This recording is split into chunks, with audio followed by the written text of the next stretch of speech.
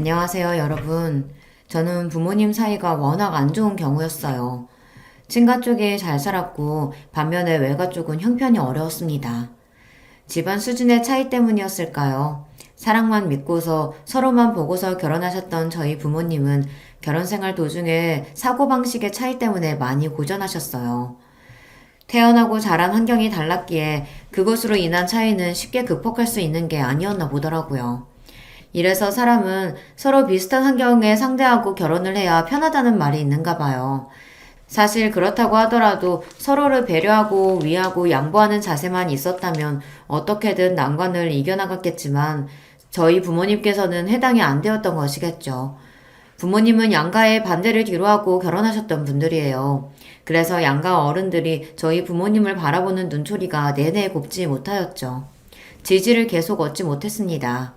아버지가 1남 3녀 중에 유일한 아들이신 분이거든요.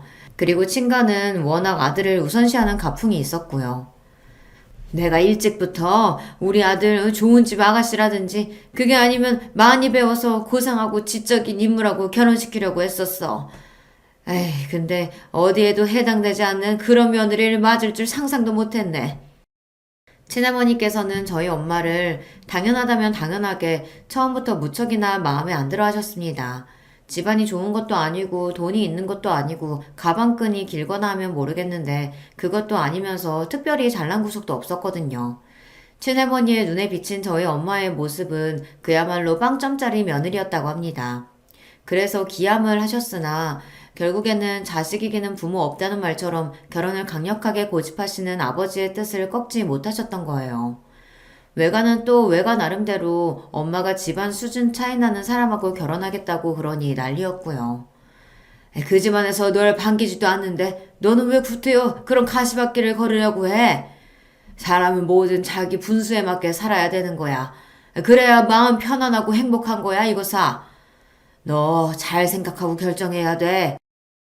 외할아버지께서는 안 봐도 앞날이 뻔하다고 여기시며 엄마에게 이 결혼을 하지 말라고 몇 번이나 말씀을 건네셨다고 해요. 그러나 당시 엄마의 귀에는 아무것도 들리지 않았던 것입니다. 뭐에 홀린 것처럼 그저 머릿속에는 아버지와 꼭 결혼을 해야 한다는 생각밖에는 없었다고 하네요. 이렇듯 양가의 여론이 좋지 못한 상황에서 억지로 강행하여 결혼을 하게 되었는데 그러고 나서 아버지가 좋은 모습을 보이며 잘 사시지 못했거든요. 솔직히 친가에서 아버지보다 고모들이 생김새만 딱 보아도 더 눈빛들에 힘이 들어가 있어요. 아버지는 어딘가 한량스러운 그런 분위기를 풍기시는 분이고요. 그런 분이 당시에는 나이도 젊으셨으니까 한마디로 나이를 허먹어서 철이 없는 분이셨죠. 처자식을 책임지며 늠름한 가장으로서의 모습을 보이셔야 할 아버지가 되려 더더욱 함심한 행보를 보이시는 것에 친할아버지께서는 상심이 너무 크셨던 나머지 어느 날 뒷목 잡고 쓰러지셨습니다. 아들놈을 아주 잘못 키워도 한참 잘못 키웠어. 정신 차릴 거라고 믿었었는데 이제는 가망도 없어 보이는구나. 자기 처자식도 제대로 돌보지 못하는 저딴 놈이 어떻게 희망이고 미래가 있어? 다 끝난 거야. 끝났다고. 하다 이제는 아버지가 노름판을 기웃거리기까지 하셨던 그런 무렵에 벌어진 일이었어요. 친할아버지께서는 쓰러지신 이후로 건강에 직격탄을 맞으셨고요.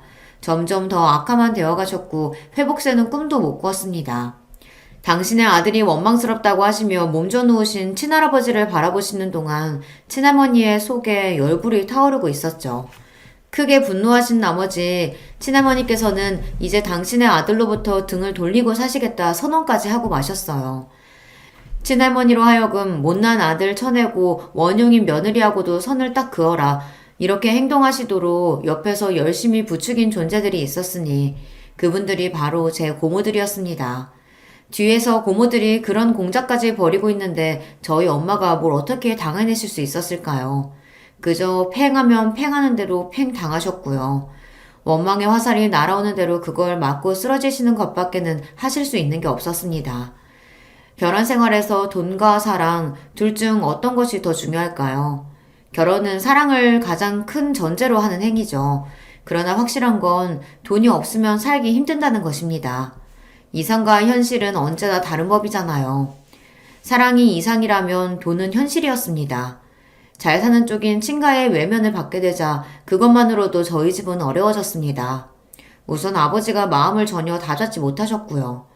그로 인해 엄마도 더더욱 힘들어 하셨죠. 두 분의 입에서는 언제나 돈 타령이 흘러나왔습니다.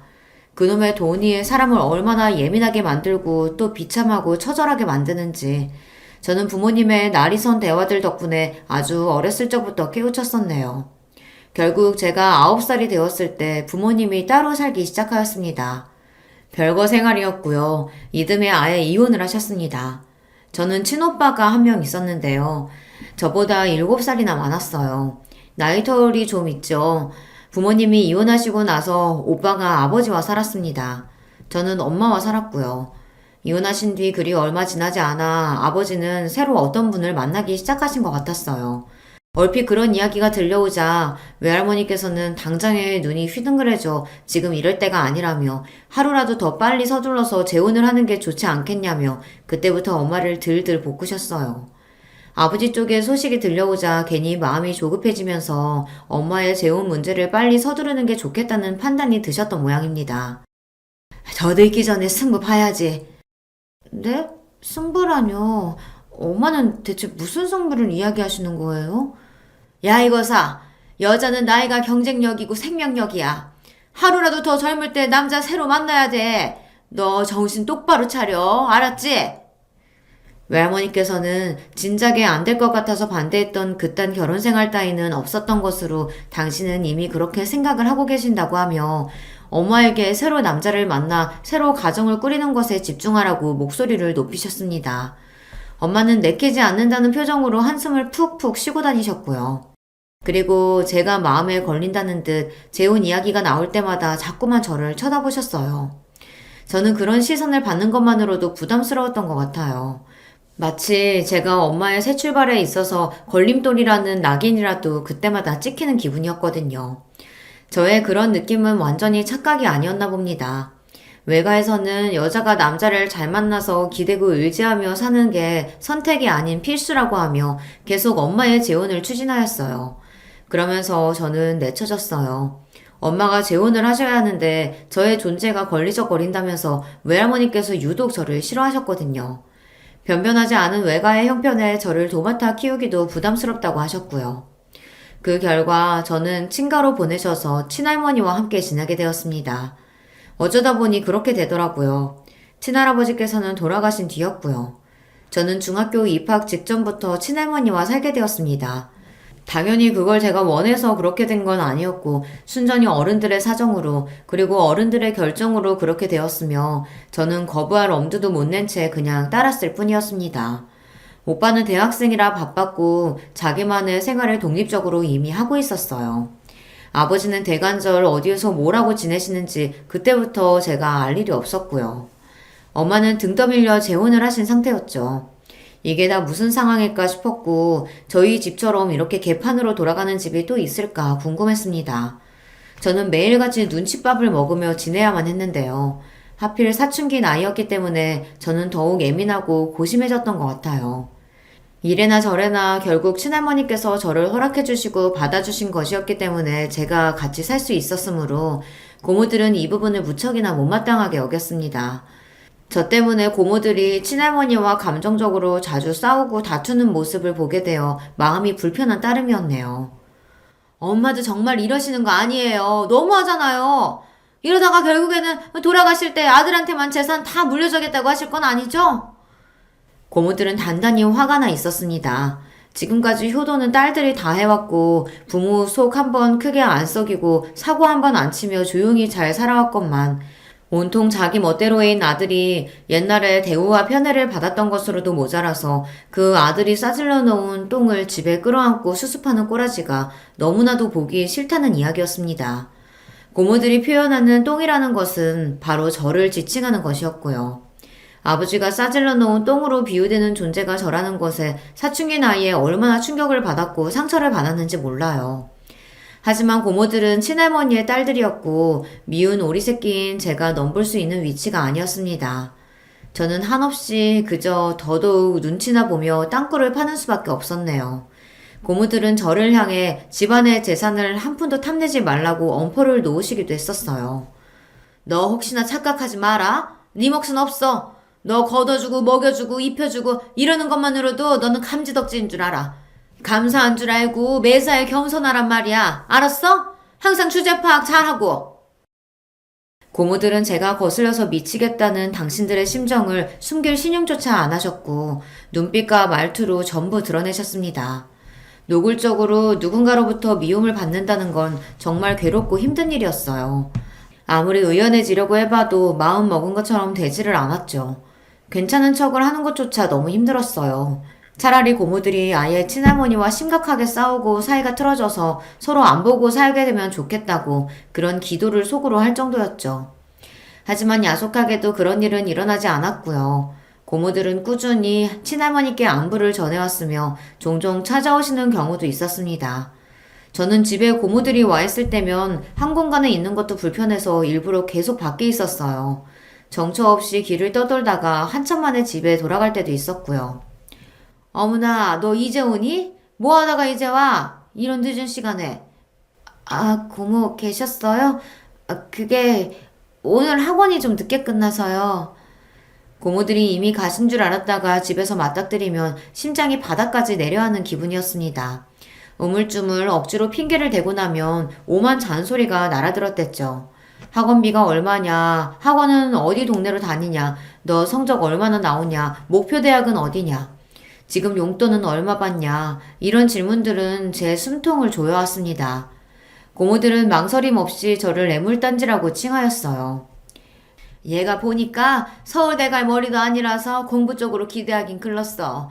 돈만 잡아먹는 괴물이지. 완전 민폐덩어리가 따로 없어. 제가 남의 집에도 아니고 당신들의 친조카인데 어떻게 말을 그렇게 무정하게 하실 수 있냐고 그렇게 따져먹고 싶은 것이 본심이었으나 매번 꾹 참았습니다. 저는 얹혀 사는 입장이었고 민폐만 끼치는 존재였는데 성질머리까지 더러우면 큰일 날 것 같아서요. 쫓겨나기라도 하면 그때는 정말 막막해지는 것이었습니다. 저를 받아주신 친할머니를 실명시켜드리는 것도 무서웠고요. 그래서 착하고 조용하기라도 해야겠다는 일념하에 그렇게 굴었어요. 고모들이 친할머니와 감정적으로 그렇게 다투면서도 왜 자꾸 왕래를 이어가는 건지 저는 원망스러운 궁금증을 품었는데요. 그 이후로 머릿속에 자연스레 돈이라는 글자가 떠오르더군요. 더 구체적으로는 친가 집안의 재산 말입니다.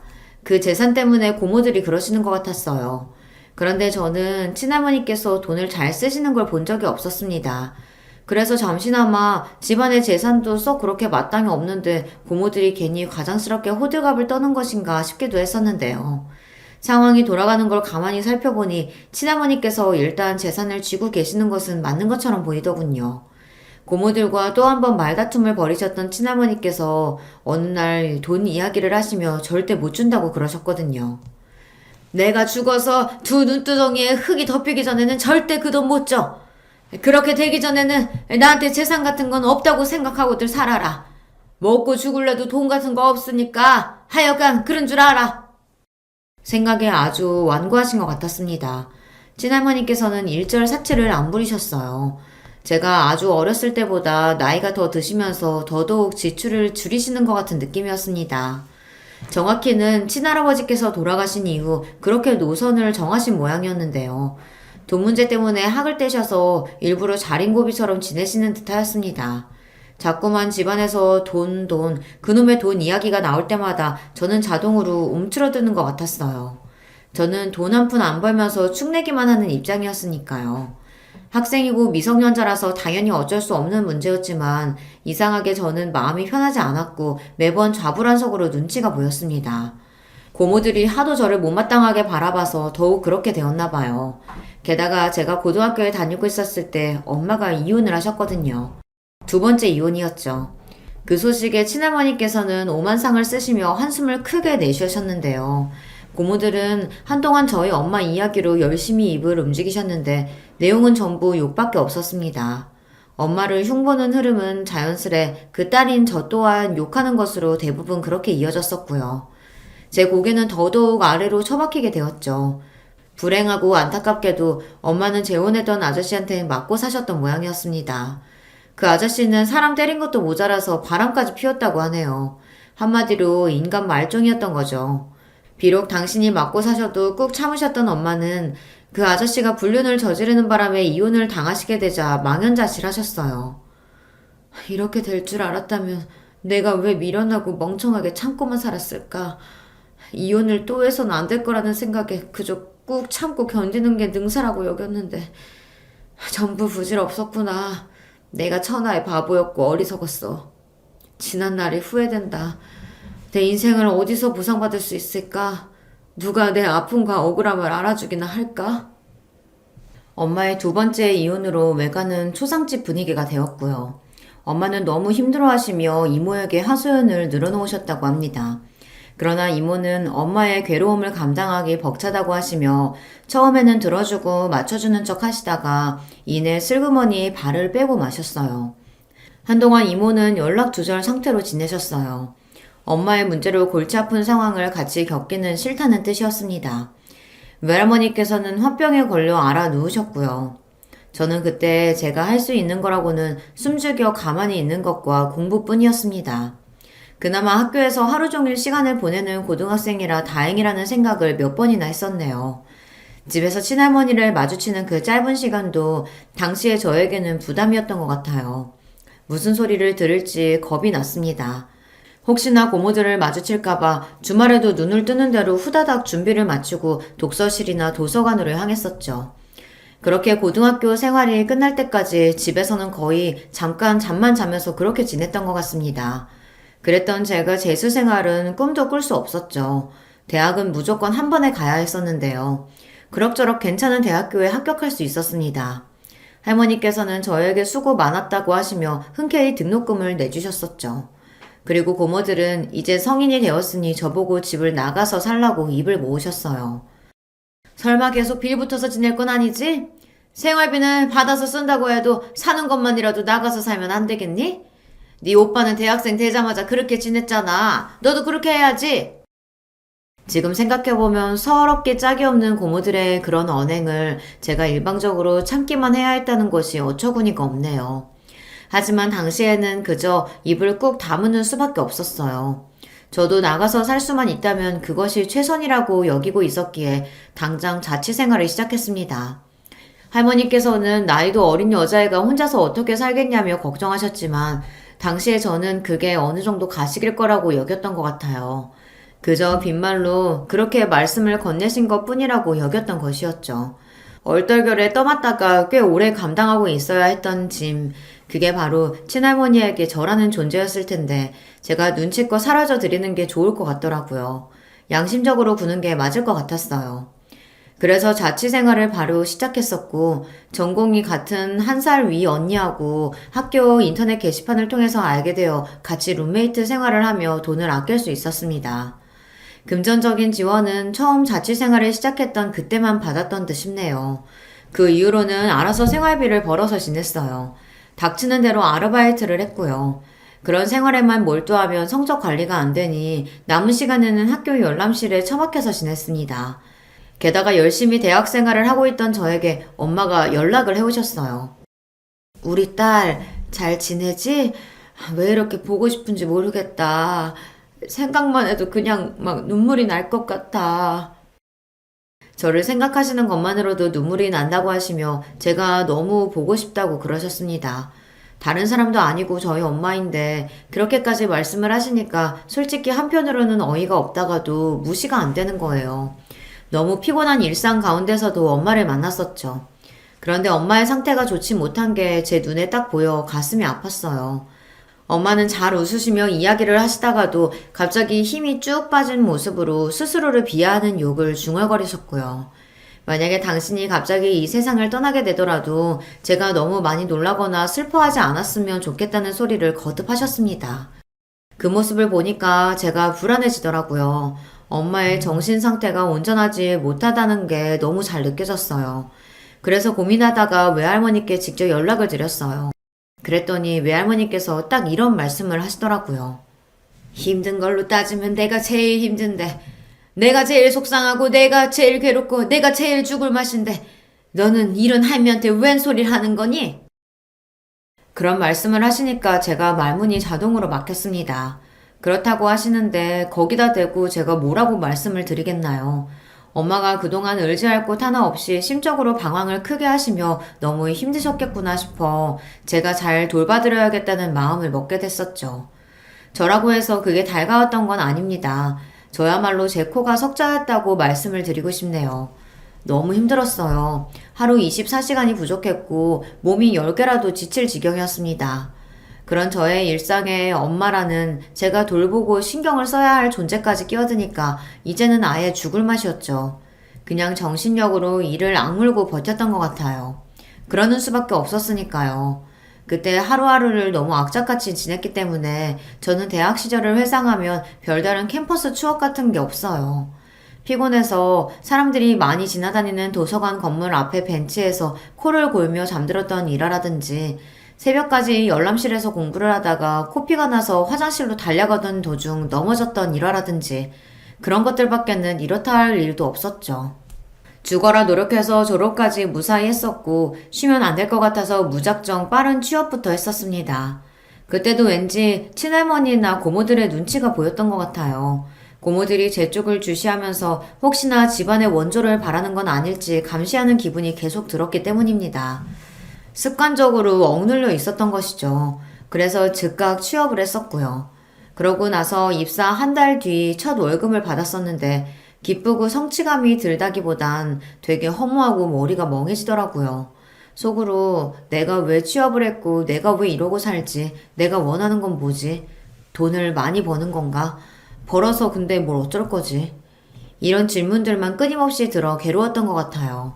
마음의 병을 앓고 계시는 엄마에게 의지할 수도 없고 내가 더 이상 짐이 되어서는 안 된다는 그 압박감이 제 스스로의 목을 조르고 있었던 걸 그때 깨달았습니다. 저 같은 사람은 함부로 연애를 하고 결혼을 꿈꾸면 안 될 것 같았어요. 나 같은 사람은 누구 만나서 결혼해봤자 잘 살기는 진작에 글렀을 거야. 좋은 조건의 사람 운 좋게 만나서 결혼한다고 해도 결국 엄마와 같은 꼴이 되겠지. 엄마의 전철을 밟을 게 틀림없어.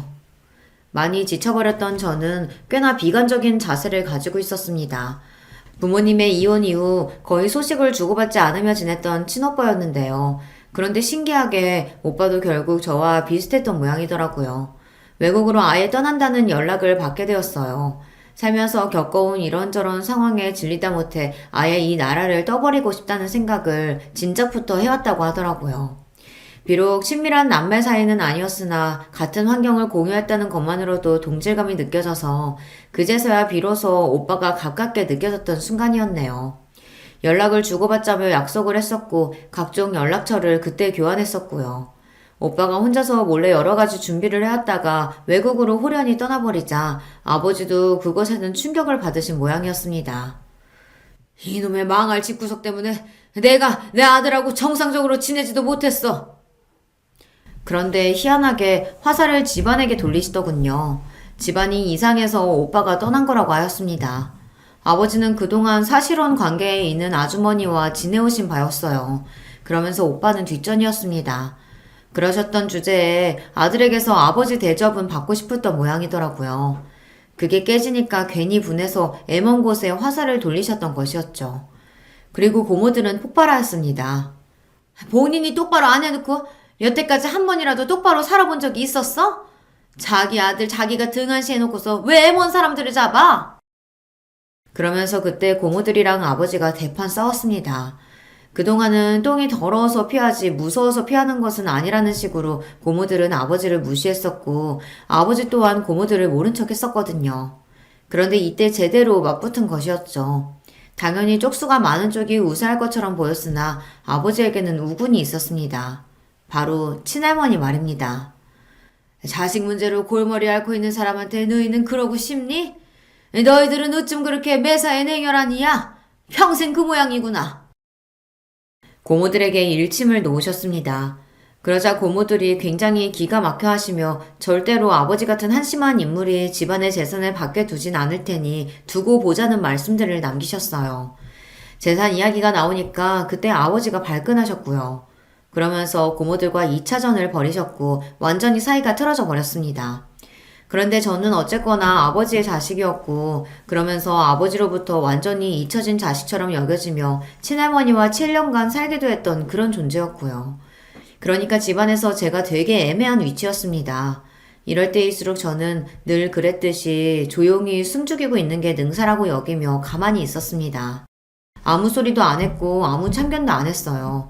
여전히 돈 달라는 요구도 안 했고요. 제 힘으로 알아서 살았습니다. 그런데 상황이 공교롭게 돌아가더군요. 고모들의 자식들이 마치 짠 것처럼 연이어 줄줄이 사고들을 쳐댔고 각자 안 좋은 일들이 벌어졌거든요.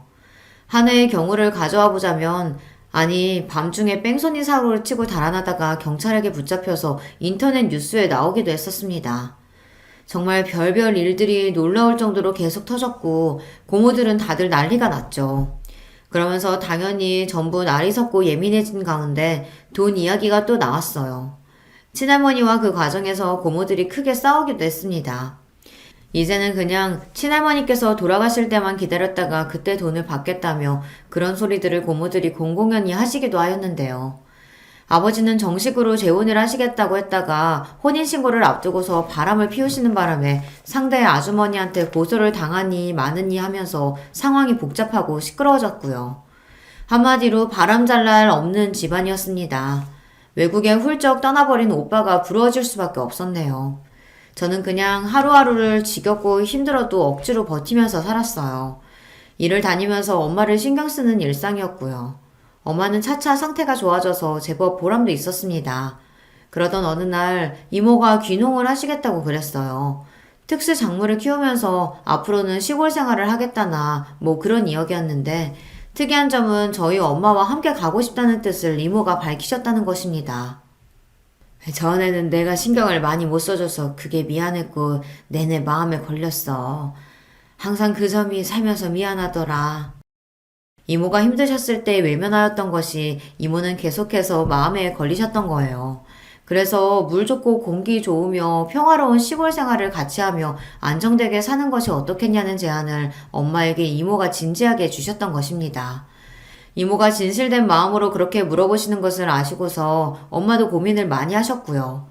그러다가 결국 지금까지와는 다르게 살아보자는 결심으로 용기를 내시고 엄마는 귀농길에 같이 가시는 것으로 정하였습니다. 엄마가 시골에 가게 되셨을 때 저는 안도의 한숨이 나왔어요. 동시에 후련하기도 했어요. 기분이 이상하기도 했던 것 같아요. 말로는 표현이 안 되는 허무함이라고 해야 할까요? 그런 기분이었습니다. 가슴 한구석이 뻥 뚫린 것만 같아서 참 이상했네요.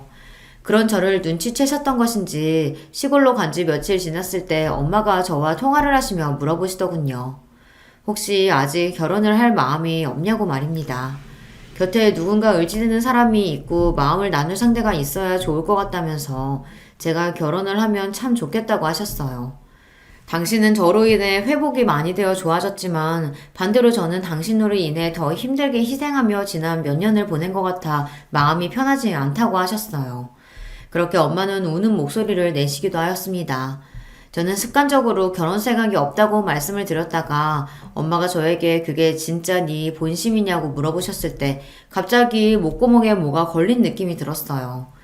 당연히 결혼 생활에 자신이 없어서 엄두조차 안 난다고 그렇게 딱 대답을 드리려고 했는데 그 순간 말이 입 밖으로 안 나갔습니다.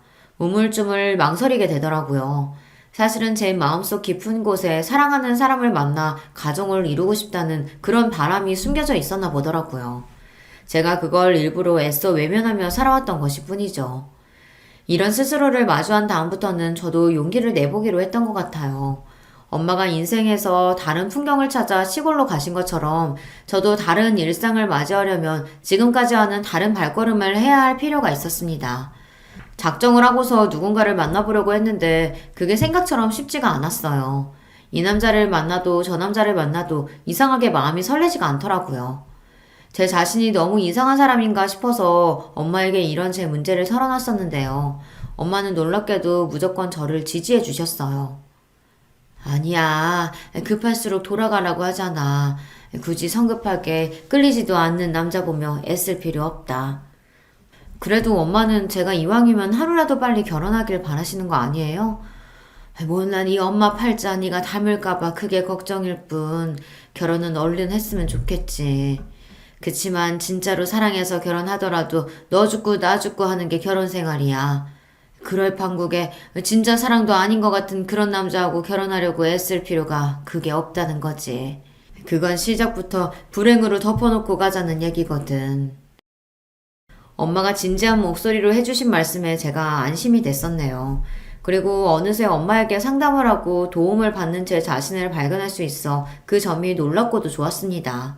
낯선 시골 생활이긴 해도 이모와 더욱 티격태격 싸우기도 하지만 어쨌든 피를 나눈 친자매이기 때문에 결국은 돌고 돌아 화해를 하며 그렇게 지내며 차츰 서로 인정하고 양보하는 법을 배우고 있다고 엄마는 그런 근황을 전해주기도 하셨어요. 시골 생활이 풍족함과는 거리가 멀었지만 적어도 마음의 풍요는 찾으신 것 같아 저는 그게 흐뭇하더라고요. 그렇게나 작정을 하고서 상대를 찾을 때는 안 만나지던 인연이 마음을 놓고 나서 편하게 지내니까 알아서 다가오더군요. 신기한 일이었어요. 저보다 2살 많은 남자였고 또래라서 대화가 처음부터 정말 잘 통했답니다. 만나고 1년 됐던 해에 결혼 이야기를 처음 나누게 됐을 때 그때부터 차근차근 미래를 약속해 나갔어요. 얼굴에 구김살이 없는 사람이었죠. 마치 세상의 풍파를 겪어본 적 없는 것처럼 보일 때도 있었는데요. 저는 그런 점이 마음에 들었고 그늘 한 점 없이 해맑은 면을 보면서 부럽기도 하고 닮고 싶다는 생각도 했었어요. 예비신랑 또한 저를 보며 본인한테 없는 부분을 신기해하였습니다. 제가 대학을 다니는 동안 그렇게나 많은 아르바이트를 해봤다는 사실을 처음에는 안 믿으려고 했었네요. 몸이 여러 개도 아닌데 어떻게 그럴 수가 있어? 그 많은 아르바이트를 다 해봤는데 그 성적 유지하면서 졸업까지 했었다고? 와, 말이 안 된다. 이건 진짜로 인간 승리라고 생각해. 대단하고 존경스럽기까지 하다. 나는 누가 나한테 돈 주면서 그렇게 살아보라고 해도 못할 것 같거든. 더군다나 20대 초반의 나이에 인내심이 없어서 불가능한 일이지. 예비 신랑은 살면서 아르바이트를 해본 건 딱 한 번뿐이라고 하더군요. 그것도 생판 모르는 곳이 아니라 사촌 형이 소개시켜준 일자리였다고 그랬어요. 소개를 들어갔던 거니까 아무래도 적응하기도 편하고 여러 가지로 매장에서 편의를 봐주기도 했었다고 하네요. 역시나 저도 살면서 종종 느낀 바였지만 인맥만큼 유용하고 고마운 것은 없더라고요. 이런 것만 봐도 느껴지지만 예비신랑과 저는 결이 다른 사람이었습니다. 살아온 궤적이 완전히 달랐어요. 특히나 저는 가정 환경이 평범하지 않았잖아요. 예비신랑은 너무나도 평범한 가정 안에서 살아왔더라고요. 이런 차이가 있었죠. 그래서 저는 상반된 환경에서 살아온 저희 부모님이 끝내 결혼 생활을 잘 해내지 못하셨던 점이 생각나서 예비신랑과 제가 결혼해서 잘 살 수 있을지 걱정이 되기도 했었답니다.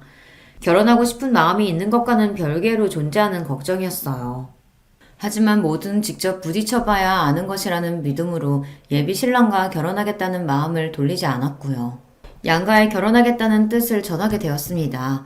엄마는 너무 잘됐다며 기쁘다고 해주셨고 아버지에게는 말씀을 드리려고 했다가 끝내 망설였고 더 나중에 알려드리는 쪽으로 정했습니다. 오빠한테도 연락해서 결혼할 것 같다고 말했고요. 그리고 친할머니께도 말씀을 드렸어요. 그러자 저를 무척 대견해 하셨습니다. 잘해준 것도 하나 없는데 너는 네가 알아서 뭐든 잘해내었지. 그래서 기특하기도 하고 한편으로는 안쓰럽기도 하고 미안하기도 하구나. 그리고 저에게 미안하다고 그러셨습니다. 저는 그런 소리를 듣게 될 줄은 상상도 못한 바였기에 깜짝 놀랐어요. 친할머니께서는 거칠애로 그런 말씀을 하신 게 아니라 진심이셨어요. 저와 따로 만나서 대화를 하고 싶다고 하셨고요. 찾아가 뵈었더니 저를 위해서 직접 밥상을 차려놓으셨더군요. 몸둘 바를 모르겠는 그런 기분이 들어 머쓱하게 밥상 앞에 앉았는데요. 수저를 들자마자 갑자기 머릿속에 스친 기억들이 있었죠. 집에 안 붙어 있으려고 용을 썼던 고등학교 시절 말입니다. 그때 새벽같이 일어나 보면 식탁에는 항상 저를 위해 차려진 뚜껑 덮인 그릇 2개가 있었습니다. 하나는 죽에 가까운 끓인 밥이었고 하나는 오이지였어요. 제가 오이지라면 환장하는 입맛이었거든요. 저는 이른 아침마다 그걸 먹고서 학교에 갔었고 자정이 거의 다 되어서 깜깜한 밤에 집에 돌아오면 그때는 또 식탁에 계란찜이 담긴 작은 냄비라든지 미역국이라든지 그런 게 있어서 저는 그걸 허겁지겁 먹고 나서 씻고 잠드는 일상이었죠. 그때는 그냥 그걸 당연하게 생각했었습니다. 하지만 지나고 보니까 할머니께서 저를 위해 아침 7시에 먹을 수 있는 밥상과 밤 12시에 먹을 수 있는 먹거리를 항상 미리 준비를 해두셨던 것이라는 그 사실이 저에게 조금 색다른 깨달음으로 다가왔습니다.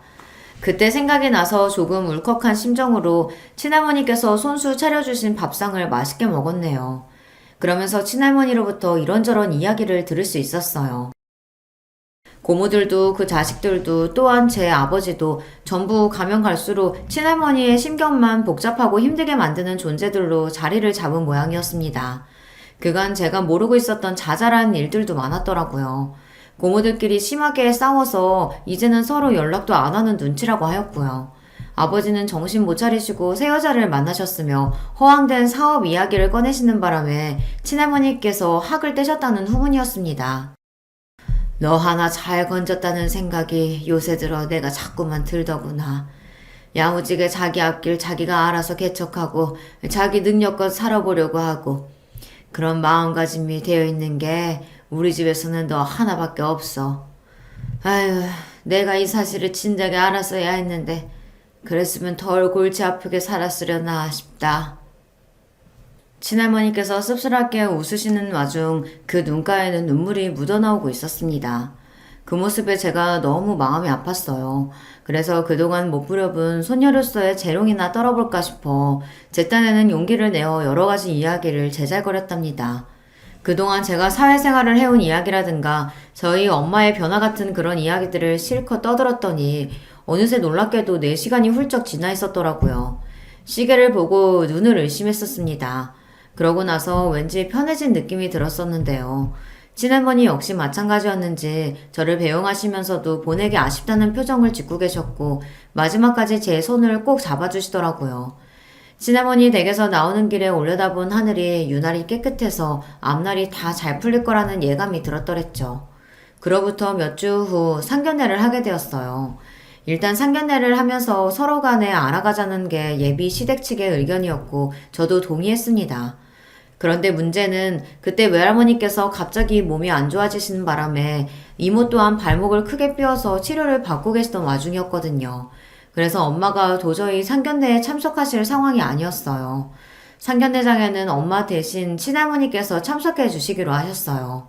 친할머니께서는 그런 자리에 당신이 가게 되셔서 너무 기쁘고 설렌다고 말씀해 주셨고 제 입장에서는 고맙고 감동적이었습니다. 예비 신랑에게도 그렇게 되었다고 알려주었고요.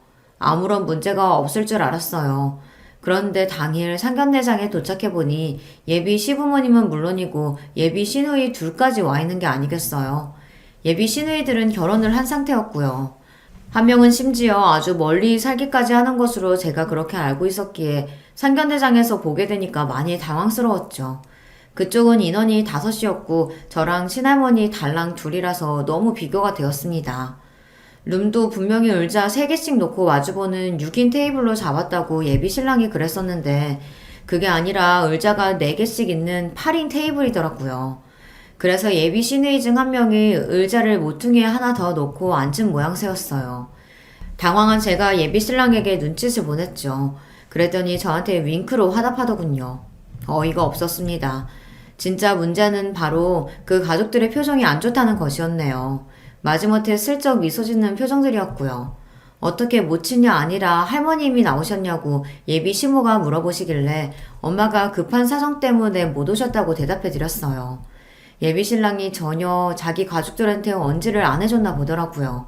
이것도 당황했네요. 암만 사정이 있으셔도 그렇지 자식 상견례인데 잠깐 들르는 것도 어려우셨나 보네요. 아, 그게 저희 엄마가 많이 멀리 사셔서요. 양신이 일찍 이혼한 걸로 아는데 그런데다가 멀리 살기까지 해요? 그래도 저는 할머니가 가까이 사시는 편이라서 괜찮습니다.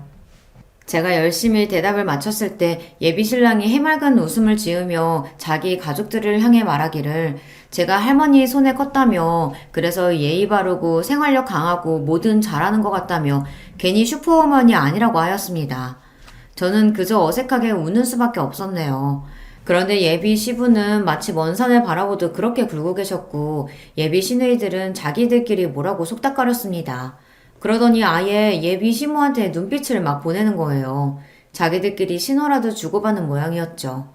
예비 시모가 그나마는 얼굴로 입을 연 것은 바로 다음 순간이었습니다. 우리 식구들이 다 같이 보고 그래도 판단을 해야 할 것 같아서 오늘 이렇게 딸들까지 다 모인 거예요. 그런데 역시 예상대로네요. 안 됐지만 아가씨는 우리 식구들의 생각을 바꿔놓지 못했습니다. 네? 죄송하지만 무슨 말씀인지 모르겠습니다.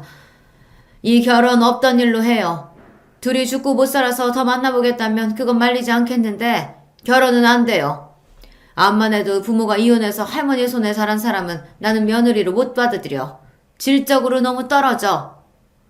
예비 시모의 무례한 발언에 제가 어처구니가 없어졌고 예비 신랑은 벌개진 얼굴로 벌떡 일어나더니 자기 가족들을 내려다보면서 왜 자기를 무한주고 창피를 주냐며 따지더군요.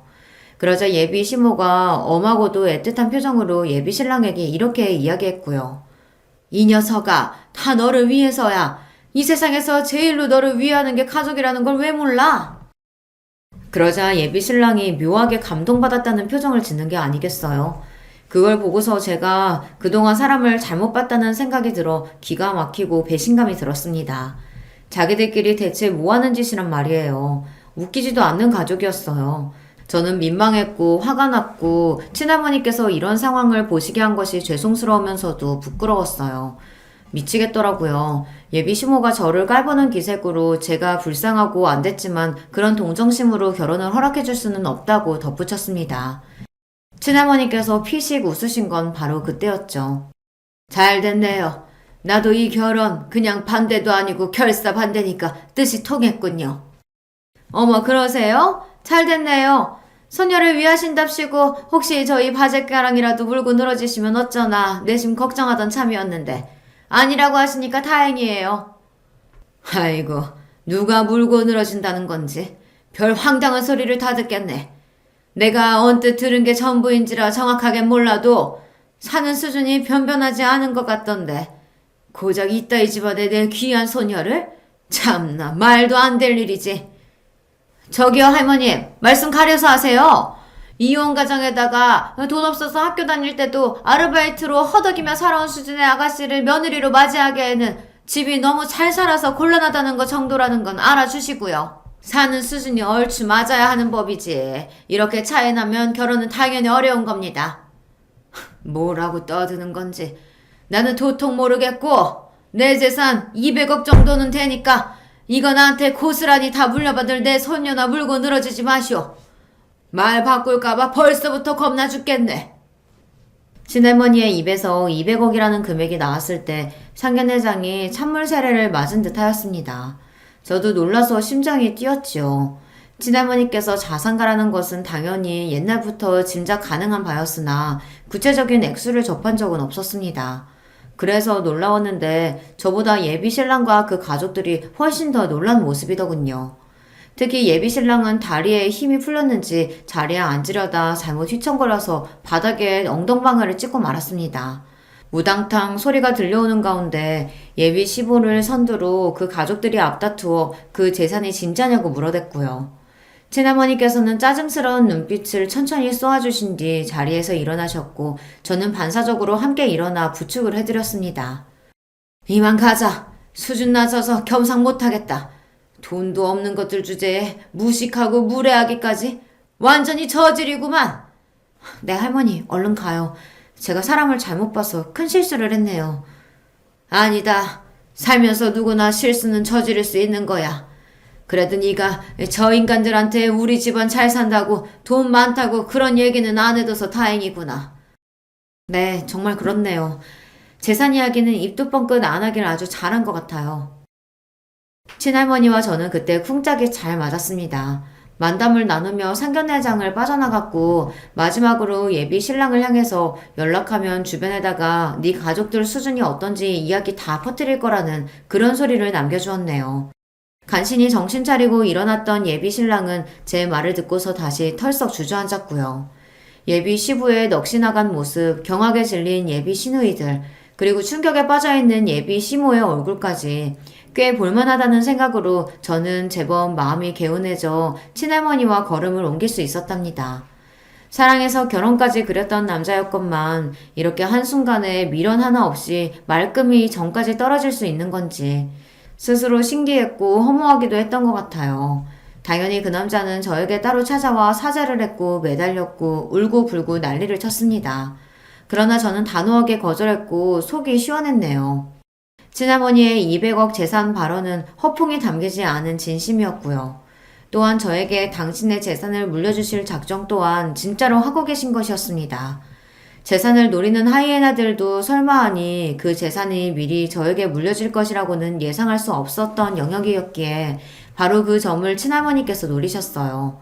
그래서 저는 진작에 재산을 상당수 받았으나 그 사실을 아무도 몰랐습니다. 외할머니께서는 돌아가셨으나 친할머니께서는 지금까지도 꽤 정정한 모습으로 잘 계시답니다. 저는 그때 이후로 새로운 인연을 만나서 너무 행복하게 잘 살고 있는 중이고요. 의도한 건 아니었으나 집안이 유복한 사람을 만났는데요. 생각도 깊고 매사에 여유로운 사람이랍니다. 친할머니께서도 무척 흡족해 하셨어요. 저희 엄마도 건강하게 잘 지내고 계세요. 제가 친할머니의 동의를 받고서 지어드린 멋진 전원주택에서 편안한 일상을 보내시느라 얼굴에는 늘 잔잔한 미소를 짓고 계신답니다. 안녕하세요. 저는 40 초반인 여성입니다. 지금 서울에서 살고 있고요. 여기 다른 많은 분들의 사연과는 다르게 저는 시댁가족들과 있었던 일은 아니고 남편의 동창과 엮었던 일이 있어서 한번 보내봅니다. 일단 저는 사법고시 출신의 변호사입니다. 사법고시라니 참 오래전에 폐지된 이름이죠. 제가 02학번인데 대학 졸업 전에 이미 사법고시를 합격해서 연수원에 들어갔었으니 상당히 이르게 합격하여 일을 시작했던 편입니다. 덕분에 연수원에서든 동기들 중에서든 거의 막내에 가까웠어요. 물론 최연소 합격자는 아니었습니다.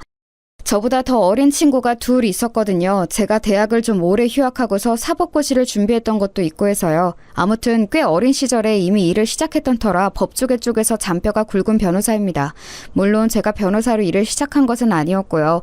연수원에서 판사 임용이 될 정도의 성적은 안 나왔던지라 검사로 임용이 되었습니다.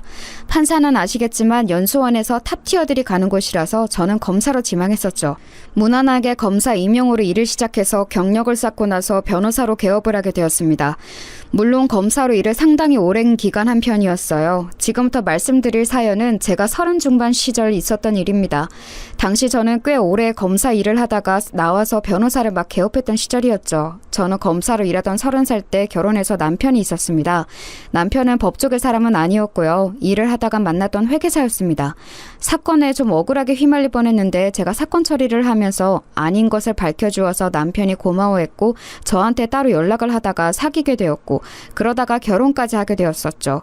일단 남편이 어떤 사람인지부터 말씀드려야겠네요. 남편은 무척 순한 사람입니다. 회계사답게 꼼꼼하고 원칙주의자인데다가 사람이 꽉 막힌 데가 있어서 답답할 정도이기도 한데요. 물론 저도 검사라니 꽤나 답답하게 정도를 걸어야 한다고 생각하는 사람이긴 하지만 남편은 그 정도가 아닙니다. 사람이 아주 길 하나를 가르쳐주면 그거 외에는 가지 않으려고 하는 사람이기도 해요. 큰 소리 나는 것이나 폭력 있는 것을 끔찍하게 싫어하기도 하고요. 그래서 처음에 제가 검사로 일하면서 사건 사고 현장을 목격하고 거친 범인들이나 참고인들과 실랑이 하는 것을 아주 걱정스럽게 바라보기도 했어요. 남자인 자기도 무섭고 꺼려지는 일을 여자인 제가 한다면서요. 게다가 제가 체구가 마르고 작은 편이라서 처음에는 더욱이나 저를 보호하고 싶어 했죠. 물론 사귀고 나서는 제게 보호받는 처지가 되기는 했지만요. 성격이 그 모양이니 어릴 때부터 아주 공부 잘하는 모범생의 부모님 말씀은 한 번도 어긴 적이 없다고 하더라고요. 그런 면이 마음에 들어서 결혼한 것이라 남편이 순하고 시부모님 말씀 잘 듣는 것에는 아무런 불만이 없습니다. 사실 저희 시부모님은 매우 합리적이시고 남편과 저보다 훨씬 융통성 있는 분들이셔서 저희가 뭐 불만을 가질 만한 구석이 없었죠. 시댁은 그리 잘 사는 편도 아니고 그냥 평범한 회사원 집안이었지만 저희한테 노후를 기대셔야 할 만큼도 아니셨고요. 그런데 결혼하고서 5년 지난 35 어느 날 남편이 갑자기 동창 모임에 저한테 같이 가자고 청하더군요. 무슨 일이야? 동창 모임 그동안 자기만 나갔었잖아. 그동안은 자기가 너무 바빠서 그랬지. 이제 검사일 때만큼은 안 바쁘잖아. 사실 그렇기는 했어요. 그해 초에 변호사 개업을 했는데 물론 영업을 뛰고 사건 처리를 하느라 바쁘기는 했지만 검사일 때와는 업무의 절대량 자체가 달랐습니다. 검사나 판사의 경우 여러분이 생각하시는 것 이상의 일을 하고는 한답니다. 읽어야 하는 사건 파일이나 관련 사항이 정말 상상하는 이상이죠. 하지만 그래도 변호사는 제가 임의로 사건의 양을 조절할 수 있어서 그나마 워라밸이 좋은 편이었습니다. 그런 제 모습을 알았기 때문에 결혼 후 5년 동안 남편은 계속해서 혼자 동창 모임에 나갔지만 올해는 저와 같이 나가자고 한 거였죠. 아니 그럼 여태까지 부부 동반이었는데 계속 자기 혼자 나갔던 거였어? 그렇지 뭐 반잠도 못 자고 밥도 제대로 못 먹는 사람한테 동창 모임 나가자고 어떻게 말해? 남편은 당연하다는 듯이 말했어요. 사실 그렇기는 했지만 그래도 5년 동안 한 번쯤은 욕심내볼 법한데도 한 번도 제게 말도 안 꺼냈다는 게 귀엽기도 했습니다. 저는 그럼 그러자고 말하고서 남편이 부끄럽지 않도록 좋은 옷을 꺼내 입고 머리도 잘 만지고서 그날 동창 모임을 가기로 했습니다. 남편은 지방에서 고등학교를 나왔어요. 그래서 고등학교 동창회가 일종의 향유의 느낌도 있는 거였죠. 저는 외국어 고등학교를 나와서 친구들이 전부 다 비슷한 업종에 일하고 있었고 서울 출신이라서 분위기가 좀 다를 거라고 기대하기는 했습니다. 저희는 고등학교 때 친구들이 거의 동창 모임도 필요 없이 자주 만나서 수다를 떠는 사이기도 했기 때문에 사실상 동창 모임이 평소 친구 모임이나 다를 바가 없었거든요. 그런데 남편은 딱 1년에 한 번 만나는 모임이라고 하더군요. 그래서 친구들도 그렇게 친하지는 않고 그때그때 연락되는 사람들이 안 나오다가 다시 나오기도 하고 그런다고요. 그런데 이번에는 호텔에서 하네? 우리 원래 이렇게 고급스럽게 안 하는데. 누가 뭐 돈 좀 벌었나? 동창 모임 누가 한 명이 지원해주기도 하잖아. 우리 동창 중에 그렇게 돈 많이 번 놈이 있을까? 그건 잘 모르겠다. 남편은 연신 고개를 갸웃거리더군요. 뭐 사업을 하는 사람이 있다면 얼마든지 갑자기 돈을 많이 벌 수도 있는 노릇이었으니까요. 그리고 여태 연락 안 되던 사람이 갑자기 나타났을 수도 있는 거고요. 그래서 저희는 동창 모임 공지가 뜬 대로 서울의 한 호텔 식당으로 찾아갔죠. 나름대로 큰 홀을 빌렸더군요. 호텔이라고는 하는데 그렇다고 정말 5성급 으리으리한 곳은 아니었고요. 그냥 적당한 곳이었지만 분명히 이 정도 인원의 모임을 하려면 돈이 많이 들었을 것임은 확실했죠. 거의 100여 명이 모인 상태였으니까요. 저희 때는 고등학교에 사람이 워낙 많았을 때였고 남편네 학교도 한 학년에 전교생을 합하면 거의 1000명 가까웠다고 했거든요. 이 정도면 그 숫자에서 적게 모인 거겠죠. 야 진석아 너 왔어? 그때 홀에 모인 사람들 중에서 누군가가 남편한테 말을 걸더라고요. 남편은 반갑게 인사하면서 악수했죠. 야, 너 결혼하고서 아내분 전혀 안 모시고 나오더니만 이렇게 같이 왔구나. 안녕하세요, 재수씨. 결혼식 때 뵙고 처음인 것 같네요. 그러고 보니 저희 결혼식 때 5년 전 한 번 왔던 분이었어요. 아마 동창 모임 때는 남편하고 빠짐없이 만났던 제법 친한 동창인 것 같았는데 저로서는 몇 년 전 한 번 만났을 뿐이니 알 수 없었죠. 아유, 여전히 미인이시네요. 여전히 검찰에서 일하시나? 친구가 말끝을 흐리면서 남편을 바라보자 남편이 고개를 저었어요. 아니야, 올해 변호사 개업했어. 아, 그러셨구나. 앞으로 잘 부탁드립니다. 저도 혹시 신세질 일이 있을지 모르니까. 친구는 너털 웃음을 지으면서 저한테 명함을 건넸고 저도 명함을 줬습니다. 남편 친구라고 해서 딱히 잘 봐줄 생각은 없었지만 어쨌든 의뢰인이 될지도 모르는 사람이니까요. 저는 그 친구가 가고 나서 남편의 옆구리를 찔렀죠. 혹시 지금 동창 모임에 나 뭐 하는지 다 소문났어? 아니야, 절대 아니야. 쟤하고 그때 우리 결혼식에 왔던 애들 몇만 알고 나머지는 몰라. 나 고등학교 동창 애들이랑 별로 안 친한 거 알잖아. 저는 평소 제 직업으로 유세 떠는 것을 싫어했기 때문에 조금 날카롭게 말이 나왔고 남편은 화들짝 놀라서 손을 저어댔습니다. 뭐 모임에서 몇몇이 알고 있으면 많이들 알기는 하겠죠. 하지만 이 동창 모임은 꽤 서로 대면대면한 사이들인 것 같았기 때문에 저는 그냥 고개를 끄덕이고 알았다고 했어요. 그러고서 마주치는 남편의 동창들마다 인사를 하는데 참 귀찮고 피곤하더군요. 물론 저도 일 때문에 행사에 가서 아는 이들과 인사를 해야 하는 경우는 무척 많았지만 남편의 동반자로 같이 가서 인사를 하는 경우는 처음이었거든요.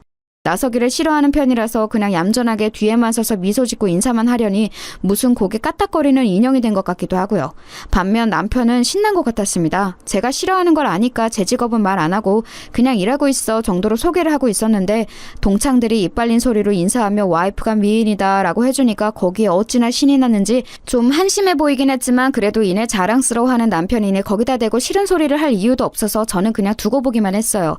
저도 좀 까다로운 편이라서 평소에 마음에 안 드는 게 있으면 바로 그 자리에서 말하는 편인데 이 정도면 많이 봐준 거였죠. 어느 정도 인사를 나누고 나니까 진행자가 앞에서 마이크를 들더라고요. 자, 동창 여러분, 오늘 이렇게 호텔에 와서 럭셔리한 모임을 할 수 있었던 이유 궁금하지 않으십니까? 모여선 동창들이 웅성웅성 하더군요. 오늘 고등학교 졸업 후 처음으로 연락이 닿아서 나와준 친구가 있습니다. 이정인 기억하는 친구들 있죠? 이 친구가 저희 동창 모임에 재정적으로 지원해줘서 이렇게 좋은 곳에서 모임을 갖게 되었습니다. 자, 박수! 진행자는 한쪽을 가리키면서 손짓했고 거기에는 어떤 재수없게 생긴 남자 하나가 재수없는 미소를 지으면서 서 있더군요. 동창들은 군중심리인지 와 하면서 박수를 치며 환호했고 그 이정인이라는 동창은 흐뭇하게 웃으면서 화답했어요. 뭐 이따위 호텔 모임 좀 지원해줬다고 무슨 그룹 회장처럼구나 싶어서 좀 우습기는 했죠. 어찌나 기름기가 더럭더럭 끼었던지 살을 비트며 산유국처럼 기름이 샘솟을 것 같은 인상이더군요. 그런데 제가 검사 생활을 오래 하면서 몇 가지 발달한 게 있었죠. 관상보기와 촉, 관찰력, 그리고 기억력. 저는 그 4가지가 전부 자극되는 게 느껴져서 그 남자 얼굴을 자세히 살펴봤어요. 어디선가 많이 본 저 재수없는 상판. 그런데 제가 기억하는 그놈 얼굴은 저렇게까지 당당하고 느긋한 얼굴은 아니었죠. 형사들한테 처맞고서 여기저기 얼룩덜룩 멍들어 있고 재판장에 서서 주눅 들었던 모습이었는데 라고까지 생각한 순간 기억이 확실하게 났습니다. 저는 하고 저도 모르게 입을 가렸죠. 남편은 제가 어딘가 아픈 줄 알고 어리둥절한 얼굴로 저를 돌아봤어요. 왜? 어디 안 좋아? 아니야. 아무것도 아니야. 저는 눈살을 찌푸렸어요. 남편이 알아서 좋은 일도 없었고 괜히 이 동창 모임에 평지풍파를 일으킬 이유도 없었으니까요. 제가 맡았던 사건도 아니었던 터라 뭐 직접적으로 저놈이 저를 기억할 일도 없었으니 사실 저만 입을 다물면 아무런 상관없이 지나갈 수 있는 일이었지요. 사실 아예 저 이정인이라는 인간은 아예 저를 알 수가 없었어요. 저도 옆 동료가 사건 맡아서 처리하는 걸 보면서 구경하다가 알게 된 거라서요. 그래서 그냥 좋은 게 좋은 거라고 멀찍이서 보고만 있었죠. 남편도 이상하게 그 이정원이라는 인간한테서는 멀찍이 떨어지려는 게 느껴지더라고요. 원래 남편하고 친한 동창들은 몇 명 없기도 했는데 게다가 그 동창들은 아예 이정원과 다른 부류인 것 같았어요. 친한 사람들끼리 몰려서 같은 테이블로 가서 식사를 시작했죠. 저쪽에서는 그 인간이 다른 동창들하고 시끄럽게 인사를 나누고 있더라고요. 저는 남편한테 슬쩍 물었어요. 저 사람 말이야. 응? 누구? 저 이정인이라는 사람 동창 모임에 처음 나온 거야? 되게 시끄럽게 친구들하고 인사하네. 누가 보면 무슨 이상가족이라도 만난 줄 알겠어. 응, 맞아. 처음 나왔어. 그동안 연락이 아예 안 됐더라고.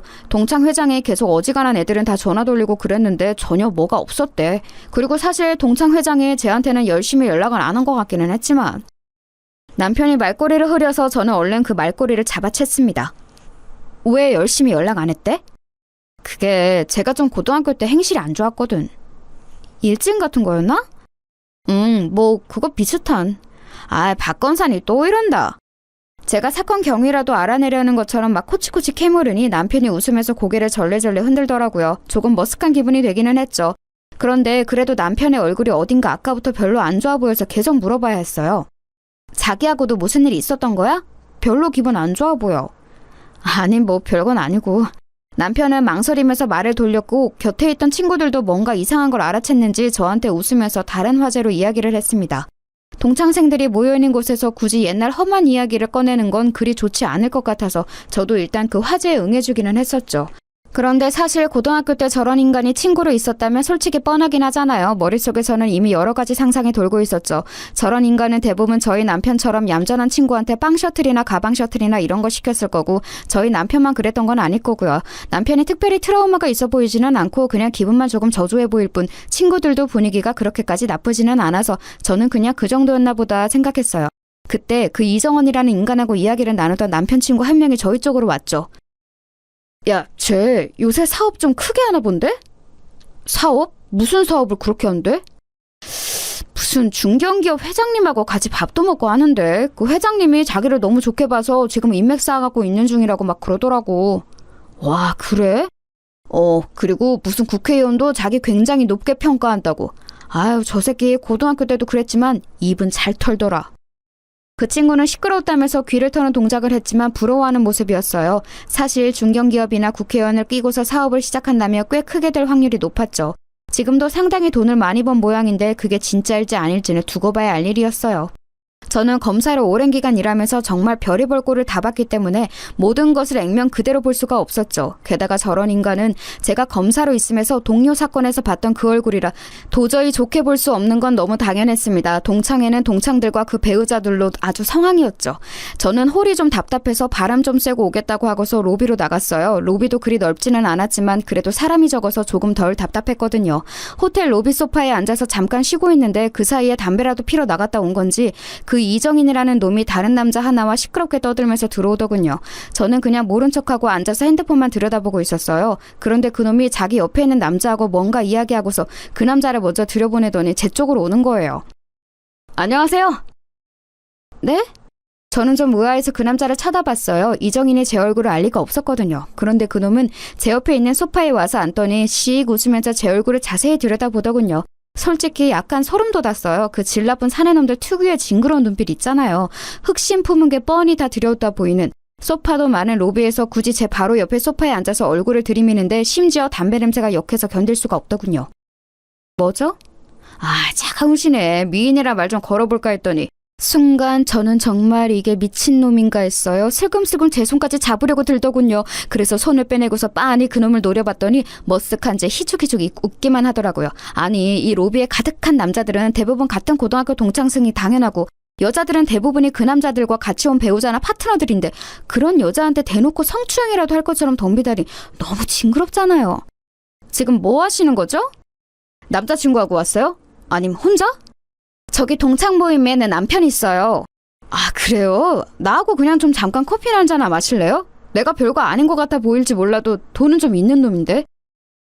뻐기는 얼굴 꼬라지가 우습게 짝이 없더군요. 검사로 일하면서 사건 관련으로 돈 많다고 쟤는 놈을 얼마나 많이 봤는데 그까지 지금 사업 좀 한다고 어깨에 힘주는 게 얼마나 우스워 보였겠어요. 그리고 그놈이 무슨 짓으로 돈을 벌었는지 잘 아는데요. 빤히 보다가 픽 웃으면서 고개를 돌렸더니 나름 자존심이 상했는지 얼굴이 일그러져서 물러나더군요. 그 다음에는 별말 안 하고 곧장 일어나서 다시 홀로 들어가는 꼬라지를 보자니 정말 근성도 없고 있는 건 그저 더러운 짓 할 줄 아는 더러운 성격밖에 없구나 싶었습니다. 사실 그때 동료 검사가 처리하던 사건이 아주 별로인 건이었거든요. 제가 한 20 후반쯤이었을 겁니다. 결혼 직전이었던 것으로 기억하는데 당시 저한테 좀 버거운 건이 떨어졌어요. 어느 중견기업 회장님이 얽혔던 사건이었는데 그때 제가 좀 적극적으로 처리를 하면서 잘 마무리가 되었거든요. 누명도 벗으시고 그 사건이 워낙 힘들었던 터라 제가 좀 쉬겠다고 선배한테 막 땡강을 부리고서 막무가내로 쉬었던 적이 며칠 있었어요. 그런데 며칠 쉬는 것도 쉬어본 사람이 잘 놀지 이상하게 좀이 쑤시더라고요. 그래서 동기였던 동료 검사한테 가서 옆에서 사건 처리하는 것을 도와줬었죠. 사건 파일들도 막 읽어보고요. 근데 그때 동료 검사가 처리하고 있던 게 저 인간이 얽힌 사건이었습니다. 조폭 출신인데 뭐 대단한 조직도 아니었어요. 대가리는 당연히 따로 있어서 거기에 대한 수사가 중점적으로 이루어졌는데 잡힌 건 정작 잔챙이들이었던 거였죠. 이정인 저 인간이 그중에서도 아주 지저분하고 질이 나빴어요. 성매매 업소 운영을 하면서 심지어 그 불법 업소에서 손님으로 온 남자들 등까지 처먹으면서 사기로 돈을 2배씩 벌던 놈이었죠. 업소에 손님을 받겠다고 약속받아 불러내고서는 미성년자를 내놔서 그걸로 손님한테 협박을 하든가 아니면 아가씨 없이 그냥 빈 오피스텔로 불러들여서 몇 대 패고서 돈만 갈취하고 돌려보낸다든가 심지어 업소 아가씨들은 일을 2배로 뛰게 하면서 정작 돈은 조금도 주지 않고 오히려 빚만 집어서 흉한 일도 일어나고 했던 그런 인간이었어요. 사실 뭐 성매매 업소만 운영하는 조폭 정도면 그래도 흔한 편인데 저렇게 손님 등까지 처먹는 인간은 그 중에서도 악질인 편이라서 신기할 정도였죠. 사진을 보는데 동료 검사가 그러더라고요. 야, 얘 봐라. 그런 짓 하게 생기지 않았냐? 동료 검사는 당시 일이 많아서 거의 죽어가는 것처럼 생기가 사라지고 있었는데도 그 소리를 들으니까 너무 웃기더라고요. 아니 근데 정말 그런 짓 하게 생긴 놈이기는 했어요. 왜 문신 잔뜩 있고 기름기 엄청 많은 타입 있잖아요. 쟤는 진짜 잔잔바리로 지저분한 짓은 혼자 다 했더라. 일스놀이 시장에서 하면서 돈 못 갚은 사람들 괴롭히고 다니는 잔챙이 짓도 지가 하고 무슨 노래방 도우미들 수급하는 짓도 지가 하고 도우미들하고 놀던 남자들 사진 찍어서 협박도 하고 하여간 상상할 수 있는 모든 등신 같은 짓을 지가 혼자 다 하고 다녔어. 돈 욕심이 많은지 그러고서 돈은 지가 다 먹어서 밑에 해바리들이 제일 싫어 죽으려고 하더라. 형님 취급도 안 하고 싶어해. 동기 검사가 하는 말마다 웃기더라고요. 아니 조직 폭력배로 살아온 인생들이 얼마나 하급인지 누구보다 잘 아는 게 저희 검사들일 거예요. 그런데 거기에서도 제일 하바리에 심지어 부하들까지도 사람 취급 안 하는 놈이라니 알만하잖아요. 저는 사진을 보면서 다시 한번 감탄했죠. 아 그래 진짜 그러게 생겼다. 동료 감사가 낄낄대다가 힘없이 대답했어요. 이 새끼 분명히 빵 살다 나와도 또 이상한 짓 할 거야. 뭐 징역도 몇 년 안 받겠지. 하여간 이런 새끼들 진심 너무 짜증나. 신분 세탁하고서 잘 먹고 잘 살려고 얼마나 노력하겠냐? 신분 세탁 걸리기만 해봐. 아주 조사 버릴 테니까. 그때 동료 검사하고 저하고 웃으면서 수다 떠는 게 기억납니다. 그러니까 이정원 요놈 새끼가 그때 우리가 말하던 신분 세탁하고서 잘 먹고 잘 살려고 죽을 둥 살 둥 노력하는 그 짓을 하고 있다는 거였어요. 솔직히 배알이 뒤틀리더라고요. 사업은 신뢰가 중요한데 분명히 그 중견기업 회장이나 국회의원이 누구더라도 저놈이 저질 조직폭력배 출신이라는 걸 알면 엄마 뜨거라 하고 천리만께 도망갈 게 뻔한데 말이죠. 누구인지만 알면 제가 그쪽으로 말 전할 인맥은 얼마든지 있는데 하지만 뭐 거기까지 발을 들이고 싶은 생각은 없었어요. 일단 남편 동창 모임이 시끄러워지는 걸 바라지도 않았고 심지어 거기에 제가 엮이고 싶지는 않았어요. 이정원 그놈이 잡히거나 망하더라도 다른 일로 그래야 했죠.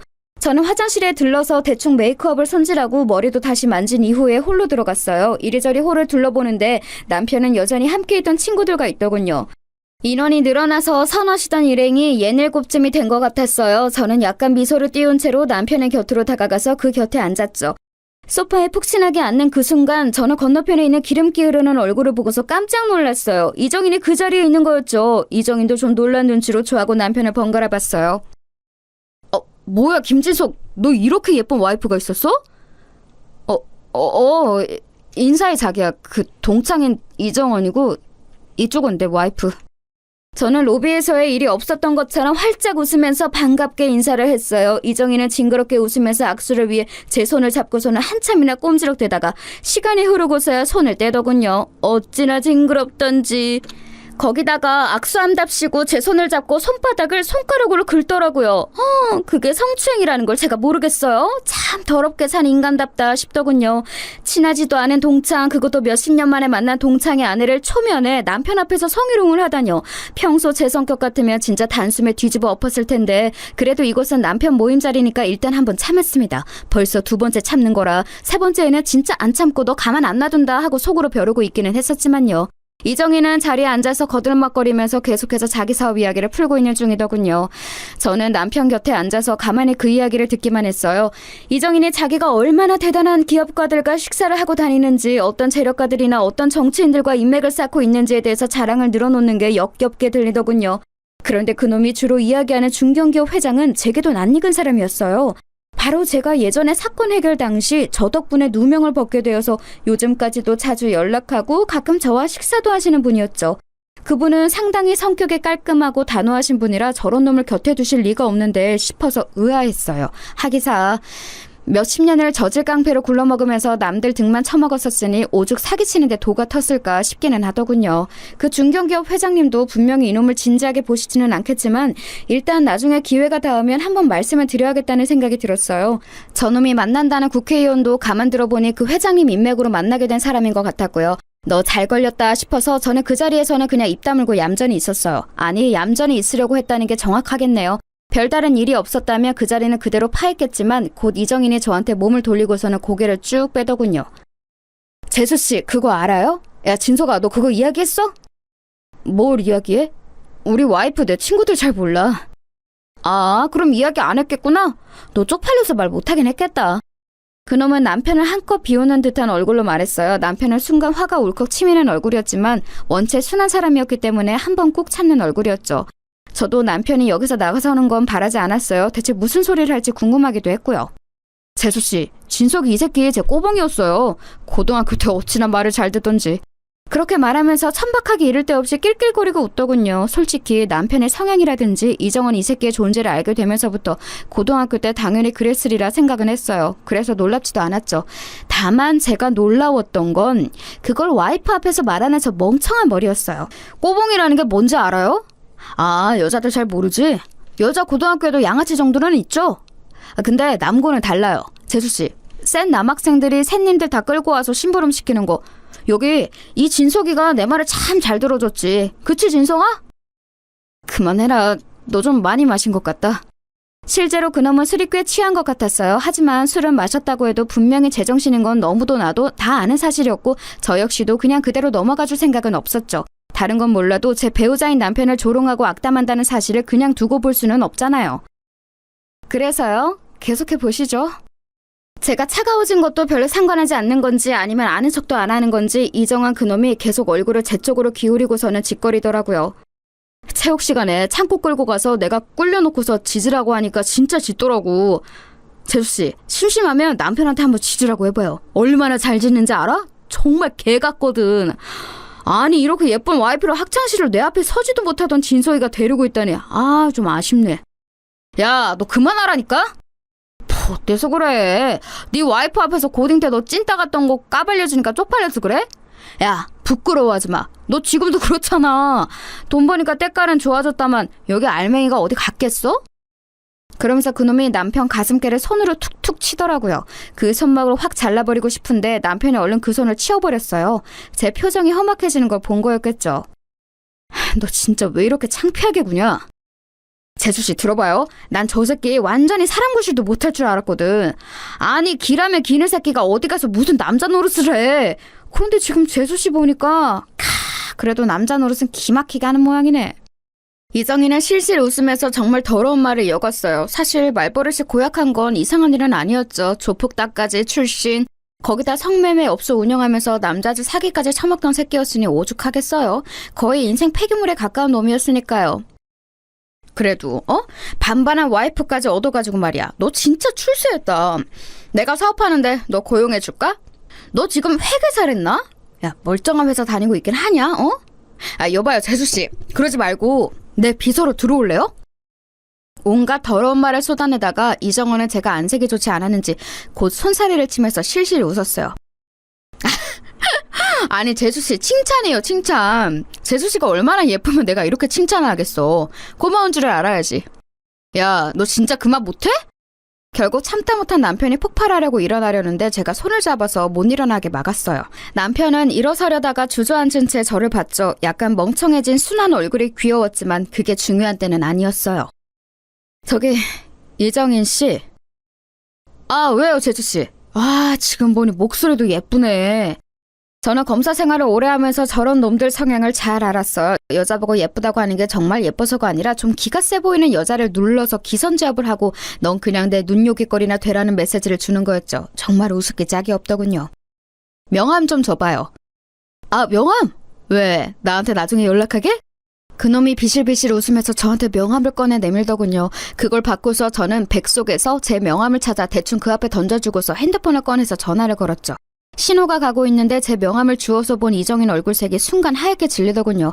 당연하죠. 새로 판 변호사 사무실 명함이었으니까요. 그리고 그때 마침 전화 저편에서 상대가 전화를 받더라고요. 저는 반갑게 인사하고서 말을 건넸어요. 어머야, 너 마침 전화 잘 받았다. 일하는 중이야? 전화를 한 건 동료 검사였죠. 네, 저와 절친이기도 하고 이정원 사건을 맡았던 그 검사요. 저는 그리고 핸드폰을 스피커 상태로 돌렸죠. 아, 당연히 일하는 중이지. 뭔데? 무슨 일 있어? 아니, 다른 건 아니고 너 예전에 그 조폭 자법이었던 놈 기억해? 이정원이라고. 아, 기억하지. 걔 진짜 더럽게 돈 벌던 놈이었는데 날파리같이 귀찮은 새끼였어. 근데 걔는 왜? 그 새끼가 지금 내 앞에서 내 남편 동창이랍시고 잘난 척을 한다? 사업가 행세를 하는데 어떻게 조인트 까줄까? 사업가? 사업가? 동료 검사는 너무 어처구니가 없다는 듯이 깔깔거리면서 웃기 시작했어요. 야, 사업가라면 맞긴 맞다. 성매매 업소 차려놓고 남자 손님들 협박해서 등까지 처먹은 것도 사업가면 맞네 맞아. 거기 있어 그 새끼? 야, 전화 좀 바꿔줘 봐봐. 내가 욕 좀 해줄게. 벌써 스피커폰이야. 진짜 짜증난다. 저와 동기인 동료 검사가 깔깔대고 웃으니 이정인의 얼굴은 하얗다 못해 새파랗게 질리기 시작했습니다. 뭐 당연하겠죠. 지금껏 200여 명 넘게 모인 동창 모임에서 잘나가는 사업가로 포장해놨는데 단숨에 뭘 해서 돈을 번 건지 들통이 나버렸으니까요. 주변에 있던 동창들도 얼음이라도 된 듯이 굳었어요. 자, 이정원 씨, 뭐 해서 돈 버셨죠? 성매매 업소 차려놓고 손님들 사기 쳐먹으면서 돈 벌었지? 조폭 따까리 노릇해가면서. 그때 네 형님들이 너 더럽게 장사해놓은 거 뒤처리하면서 다시는 네 안 보겠다는 말까지 했다고 들었는데 어떻게 관계 회복은 되셨고? 제가 웃으면서 그렇게 말하자 핸드폰 건너편에서 제 동기가 같이 깔깔대면서 웃더군요. 아, 그리고 이정원 듣고 있죠? 아직 여자 남아서 그걸 해결되려면 시간 걸리는 거 알고 있는 거지? 금방 다시 빵 들어가게 될 거예요. 조금만 기다려. 남편은 설마 이런 상황이 있었을 줄은 상상도 못했는지 그 소심한 사람이 얼굴이 창백했어요. 저는 남편 어깨를 끌어안고서 그놈을 노려봤죠. 함부로 다른 사람 건드리는 거 아니야. 알겠어요? 일부러 부드러운 어조로 달래는 것처럼 말하고 저는 전화를 끊었어요. 이정인의 얼굴이 울그락불그락하기에 친절하게 한마디를 더해줬죠. 그 친하시다는 중견기업 회장님, 나하고 꽤 자주 만나는 분인데 당신 이야기 좀 해봐야겠어요. 재미있겠네요. 순간 숨이 막히는지 이정인의 얼굴이 파랗다가 순간 시뻘개지더군요. 그놈은 갑자기 바닥에 무릎을 꿇고서는 제 앞에 엎드려서 싹싹 빌기 시작했어요. 아닙니다, 재수씨. 그게 아니라... 누가 당신 재수씨야? 변호사라고 불러. 네, 변호사님 죄송합니다. 정말 죄송합니다. 제가 진석이를 모욕하려던 게 아니라요. 그러니까... 오늘 나한테 성희롱한 것만 걸어도 걸릴 텐데 지금 동기 이야기 들었지? 아직도 해결 안 된 문제들 있는 것 같던데 내 동기 겪어봐서 알겠지만 성격 별로 안 좋아요. 한 번 걸리면 안 놔주는 검사야. 그리고 이런 짓까지 하고 다니는 거 알았으니 더 안 놔주겠지? 재미있겠네. 아닙니다. 정말로 죄송합니다. 예전에 하던 짓은 정말 그냥 다 접었어요. 아무것도 안 남았습니다. 지금 뭐 남은 건 예전 형님들이 저한테 뒤집어 씌우려는 것뿐이에요. 전 이제 정말 다 죗값을 치렀습니다. 그놈은 아주 필사적으로 외치더군요. 그러거나 말거나 알게 뭔가요?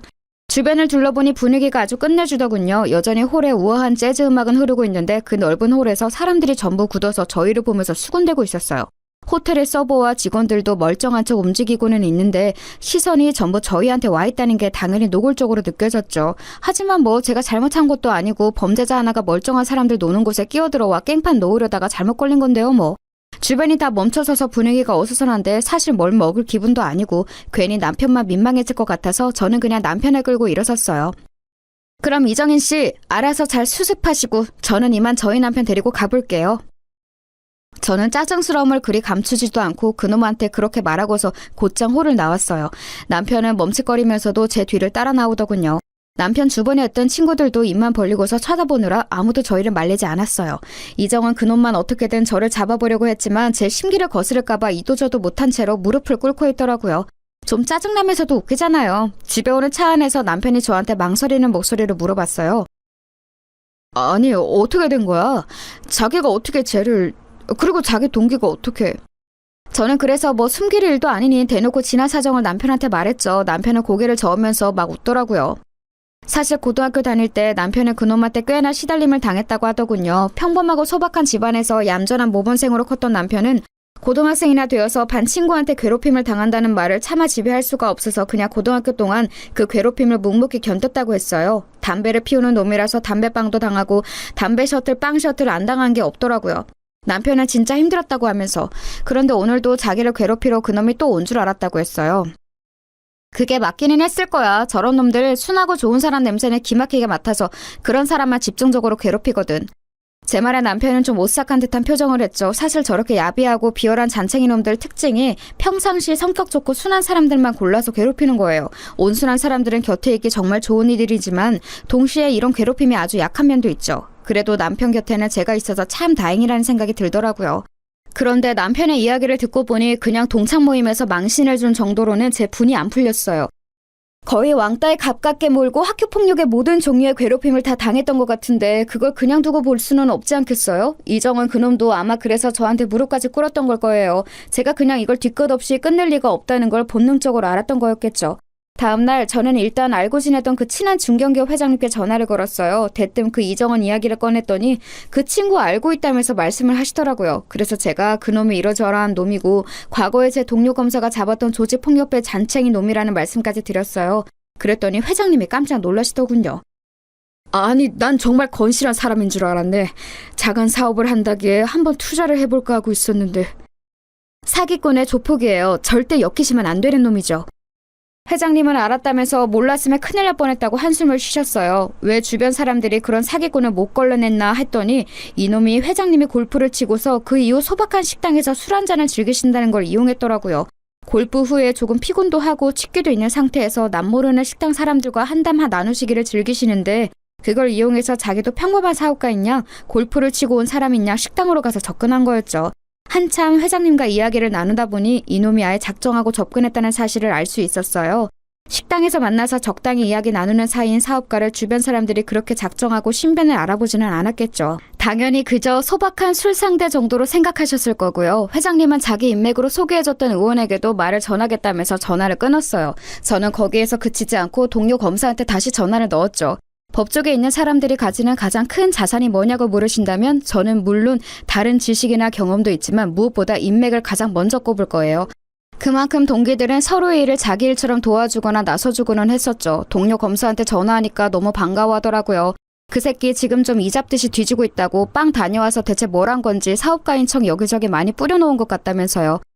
동기가 맡고 있는 사건 중 그놈 관련한 게 있었는데 그것 때문에 형사님하고 어지간히 이야기를 많이 나누는 것 같았어요. 원래 좀 후순위로 밀릴 사건이었는데 저하고 나눈 통화 때문에 확 순위가 당겨진 거였죠. 그래서 일단 제가 파악한 회장님하고의 관계도 걔한테 알려주고 전화를 끊었죠. 며칠 뒤 남편이 머뭇거리면서 저한테 말하더라고요. 자기야 혹시 이정원 걔하고 관련해서 자기가 뭔가 한 거 있어? 아니 별다른 거 한 거 없는데 왜? 아니 그 녀석이 갑자기 나한테 전화를 해서 네 와이프 뭐하고 다니는 거냐고 소리를 지르길래. 아하 소리를 질렀어? 간이 배밖에 나왔네. 그때쯤에는 슬슬 진짜로 열이 받더라고요. 저한테는 대놓고 건방지게 못 굴면서 순하디 순한 남편한테만 전화해서 소리를 질렀다 이거였죠. 게다가 무슨 지네 형님들이 어쩌고 이래가지고 걔 조폭이었다며. 혹시 자기 위험할까봐 걱정되어서. 남편이 걱정스럽게 말했어요. 저는 그 말에 빵 갔다가 나와서 요놈이 다시 그 조폭에 붙었구나 싶더라고요. 조직 폭력배들이라도 언제나 일 처리해줄 잔챙이들은 필요한 법이라서 쓰고 버릴 용도로 데리고 있는 애들이 있거든요. 결국 저는 그날 아예 동료 검사네 사무실로 가서 의논을 했어요. 형사님까지 불러다가 같이 이야기했더니 형사님도 그놈 주변에 지금 또 조폭 무리들이 슬슬 보이고 있다는 사실을 알더라고요. 그래서 그놈이 그 회장님한테 이야기했다는 사업 상세 사항을 회장님한테 다시 전화해서 전달받고 그걸 토대로 해서 수사에 도움이 될 만한 정보들을 많이 정리했죠. 결과는 뭐 간단했어요. 알아봤더니 겉으로는 깨끗한 척 법인을 세워서 사업하는 것처럼 하고 뒤로는 조폭 사업을 벌이려고 했더라고요. 그 회장님한테는 다른 업종인 척하고 투자를 받으려고 했고 국회의원과 인맥을 만들어서 뭔가 하려고 했었나 봐요. 그렇게 거대한 조폭 패거리는 되지 못해서 아직 기반이 없었기에 이제 막 만들려고 했던 거죠. 걔네들도 멍청하지. 그 일을 이정원같이 멍청하고 나대는 놈한테 맡기면 어쩌나요? 좌우간 성매매 업소하고 도박 업장까지 차려놓은 걸 덮쳐서 형사님이 아주 뿌듯해하셨어요. 동료 검사 역시도 신나게 사건 처리를 해서 엄청 세게 구형했고 재판부에서도 인정해 주었죠. 일이 진행되는 동안 남편은 엄청나게 불안해했어요. 사실 그동안 제가 검사 일을 하면서 거친 범죄자들하고 마주하는 경우가 많아서 남편이 힘들어했는데 변호사 개업하면서 그런 일은 없겠거니 했거든요. 하지만 또 이런 일이 생기니 남편이 많이 마음고생을 했죠. 그래도 나름 속전속결로 일이 끝났고 결국 그 잘난 척하던 이정원 씨는 사업가인 척하던 일을 접고서 다시 빵에 들어가야 했어요. 덩달아 같이 엮인 조폭 형님들까지도 굴비 두릅처럼 같이 엮어 잡혀서 들어가게 되었죠. 일부러 동료 검사와 형사님이 같이 이 모든 일의 시초가 이정원이라는 사실을 그 조폭 패거리들한테 흘려서 아마 감옥에서 나와도 제가 아니라 그 형님들을 걱정해야 할 거였어요. 그런데 사실 이 일의 시작이 이정원이었던 건 맞죠. 뭐 일단 그놈이 처음부터 멀쩡하게 굴었다면 제가 괘씸하게 여겼을 일도 없었을 거고 나름대로 평화롭게 그 불법적인 사업이라는 걸 조금 더 오래 추진할 수 있지 않았을까요? 조폭들이 점잖은 척 합법의 가면을 쓰고서 법인까지 세우려고 아주 작정을 하고 있었는데 그걸 이정원이 나댄 바람에 말아먹었으니 나중에 출소하고서 혼쭐이 나도 그럴 만하죠. 하지만 그 덕분에 저희 동기인 동료 검사가 뿌듯하게 사건을 처리했고 남편의 고등학교 시절에 대해서 소소한 복수도 했으니 만족합니다. 소소하다고 하기에는 꽤 큰 복수가 되기는 했지만요. 제 사연은 여기까지입니다. 들으실 때 작게라도 즐거움이 되셨다면 좋겠어요.